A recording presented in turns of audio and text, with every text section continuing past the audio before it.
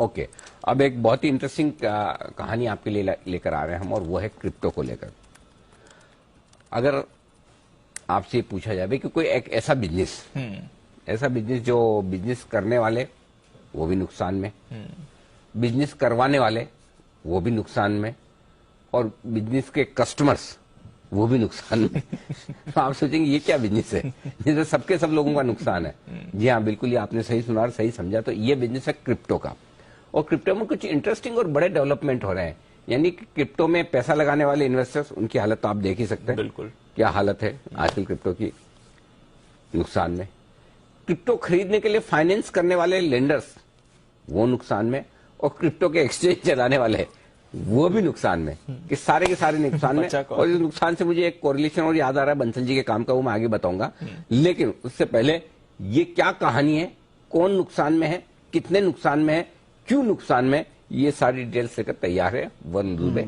वरुण बताइए। डेफिनेटली अनिल जी, तो पैसा गया कहाँ ये समझ में नहीं आया, लेकिन चला गया ये समझ में आ गया, है ना। तो अब ये हुआ कैसे? तो वैसे हम देख रहे थे कि लगातार ग्लोबली आप देखिए हर एसेट क्लास में बिकवाली हो रही थी, और इसके चलते क्रिप्टो जो है उसमें बिकवाली तो कुछ ज्यादा ही बढ़ चुकी थी। इंडिया की मैं आपको बात बताऊं तो 1 जुलाई को क्रिप्टो पे टीडीएस लगाना जो है वो सरकार ने शुरू कर दिया था, और इसके बाद आप देखिए ट्रेडिंग वॉल्यूम जो है क्रिप्टो के उसमें जोरदार गिरावट आई है। करीब 98% के आसपास की गिरावट जो है इसके बाद एक्सचेंजेस पे क्रिप्टो के वॉल्यूम्स में देखने मिली है। और सिर्फ ये देश में ही नहीं हुआ, बल्कि अगर आप देखेंगे ग्लोबली भी अगर आप देखेंगे तो क्रिप्टो के ओवरऑल वॉल्यूम जो है, दाम गिरे जैसे क्रिप्टो के वैसे क्रिप्टो के वॉल्यूम्स जो है कहीं ना कहीं लगातार कम होते गए। इनफैक्ट कुछ क्रिप्टो एक्सचेंजेस तो ऐसे हैं, एक है FTX यूएस करके, उसने कह दिया कि हम तो अब क्रिप्टो में ट्रेडिंग ही बंद कर देंगे और पूरी तरह से जो है इक्विटी पे शिफ्ट करने की सोच रहे हैं। इस तरह के कहीं ना कहीं एक्सचेंजेस की हालत है।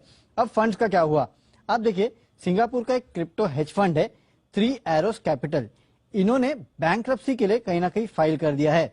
अब क्रिप्टो की तेजी के समय ये जो 3 एरो कैपिटल है इनका AUM करीब $10 बिलियन के आसपास होता था, और इन्होंने काफी सारे क्रिप्टोस में पैसे लगाए थे, जैसे कि ल्यूना नाम का एक क्रिप्टो था और UST जैसे क्रिप्टोस थे, इनमें इन्होंने पैसे लगाए थे। और आपने देखा ल्यूना का हाल क्या हुआ, एक समय था 3 महीने पहले करीब 9,000 रुपए के आसपास ट्रेड करता था।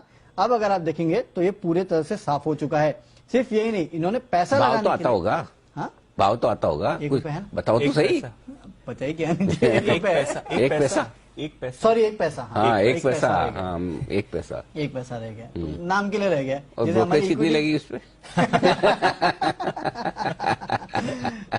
अगर कोई ले ही ले तो ब्रोकरेज कितनी लगेगी?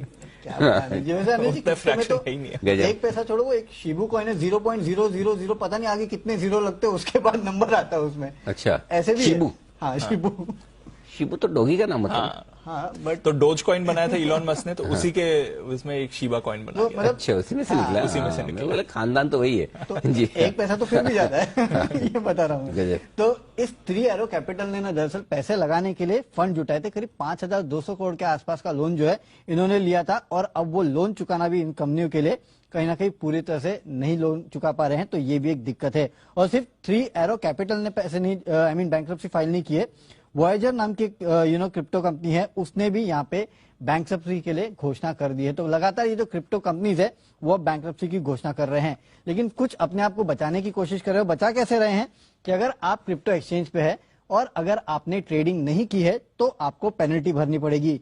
यहाँ बिटस्टैम नाम की क्रिप्टो एक्सचेंज है, उन्होंने ट्रेड नहीं करने पे 10 यूरो महीने का चार्ज लगाने की बात की है। यहाँ पे चार्ज उन खातों पे लगेगा जिन पे बैलेंस जो है 200 यूरो से कम है। तो अगर आप क्रिप्टो एक्सचेंज पे और आपका बैलेंस कम है, आपने ट्रेड नहीं किया, तो आपके ऊपर चार्ज लगेगा, और जाहिर सी बात है अपने आप को बचाने के लिए ये चार्ज ले रहे हैं। अच्छा, 10 यूरो पर महीने, 10 यूरो पर मंथ, भले अंदर कुछ मतलब 1 रुपए वाला ये हो तो भी, हाँ कुछ भी हो, अगर आप एक्सचेंज पे हो, आपके पास ट्रेड नहीं किया आपने, तो पैसे दो। अच्छा, खाली अकाउंट रखने का, अकाउंट रखने का पैसे। ये तो पहली बार ही सुना है सर। बहुत बहुत अजीब है सर। और अगर 1 साल तक ट्रेड नहीं किया तो 200 यूरो ले लेंगे आपसे। अच्छा, वैसे अगर आप देखो 120 यूरो बनता है पर महीने का, बट अगर 1 साल तक आपने नहीं किया तो 200 यूरो हो जाएगा आपका सीधा। फिर तो ऐसा ही कर ले, एक ट्रेड लिया बेच करके खत्म करे, ऐसे ही कर लो, कुछ वॉल्यूम दिखा दो। बट ये नई चीज है सर, अकाउंट इनएक्टिव है या नहीं करा तो। जैन साहब सुनिए पूरी कहानी आपने। बिल्कुल बिल्कुल अनिल जी, बिल्कुल सुनी, और ये तो देखिए होना ही था। और हमने तो एक बार डिस्कशन अपना 3:30 के बाद ही हुआ था, और एक बार शायद मस्ती की पाठशाला में या कोई बीच में निकली थी बात, तो बिटकॉइन को लेकर जब भी कोई सवाल आता है मैं तो उस पर रिएक्ट ही नहीं करता। आप तो देखे होंगे कि ट्विटर में मैं कितना जवाब देता हूं सबको, बट बिटकॉइन का कोई पूछे तो वैसे ही दूर रहते हैं, टीवी पे भी नहीं करते हैं, कोई सेमिनार कॉन्फ्रेंस में नहीं करते हैं, और आज वो नतीजा देखने को मिल रहा है।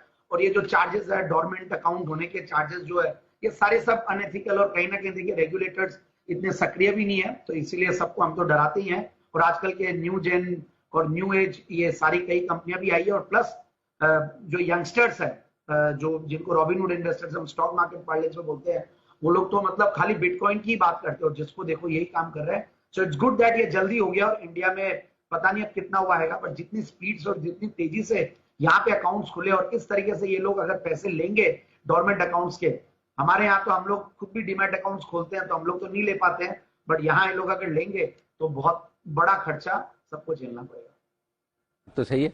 अच्छा कुणाल जी, एक चीज बताइए, थोड़े समय पहले ऐसे ही हुआ था, बंसल जी रिलेट भी कर पाएंगे, बट नॉट ऐसे पर्सनली नहीं, ऐसा मतलब बता रहा हूँ ऐसा। तो पहले अभी वो बीच में थोड़े बैंकों के अकाउंट एनपीओ नहीं होते थे बहुत सारे, तो शराब बनाने वाली बड़ी कंपनी के अकाउंट बैंकरप्ट हो गए, याद है ना? याद है। हाँ, फिर वो देश छोड़ के भी चले गए थे, ये सब वो। हाँ, तो तब ये बहुत चलता था कि जो कंपनी शराब बना रही है वो दिवालिया होगी, बराबर है? बराबर। जिन बैंकों ने उस कंपनियों को लोन दिया, उनके लोन भी बैड डेट्स हो गए, मतलब बैंक के भी पैसे गए, प्रोमोटर के भी पैसे गए, और पीने वाले के तो जाते ही, आपको पता है। तो फिर कमाता कौन है? पैसा जाता किधर है?